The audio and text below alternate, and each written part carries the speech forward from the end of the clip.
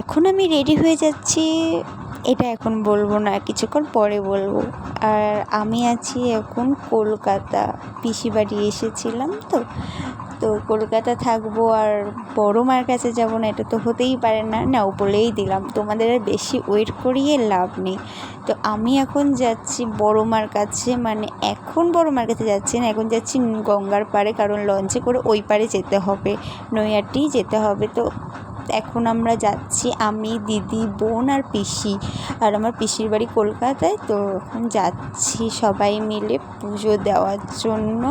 আর finally আমি বড় মাকে আমার সামনে দেখতে পাবো, মানে এত এক্সাইটেড ছিলাম সেদিন, মানে ধারণার বাইরে। অনেক লাইন ছিল, অনেক ভিড় ছিল সেদিন, মানে মঙ্গলবার ছিল সামথিং। এই ভিডিওটা অনেক আগে, তো আমার ঠিক মনে নেই কী বার ছিল, তো সামথিং মঙ্গলবারই হবে।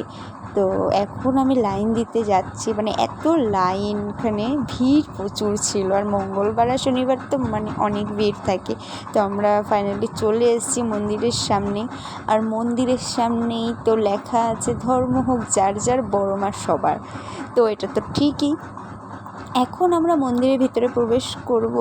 আর আমার মনটা, মানে কি বলবো, আমার যে মনের মধ্যে কি হচ্ছিল তখন, মানে কখন যে আমি বড় মার কাছে যাবো আমি সেটাই ভাবছিলাম। তো এত লাইন পেরিয়ে আমি ফাইনালি আমার বড় মার কাছে আমি আসতে পেরেছি। আর এখানে এই হলুদ কালারের পাঞ্জাবি পরায়, পাগড়ি মাথায় দেওয়ায় ব্রাহ্মণটা শুধু দাঁড়িয়ে থাকে, কিচ্ছু বলার নেই, উনি সরেও না, কিছুই না। কি আর করা যাবে বলো। তারপরে আমরা তো এখন টোটো ধরে নিই। আর একে আমি রাগাচ্ছি, কারণ রেগে আছে, জানি না কিসের জন্য, কি করেছে আমি জানি না, রেগে আছে। দেখা আপনি লাপরওয়াহি কা নতিজা। তারপরে আমরা টোটো করে চলে আসি, আর আমি টোটো দিয়ে পড়ে যাচ্ছিলাম। खत्म, बाय बाय, टाटा, गुड बाय, गया।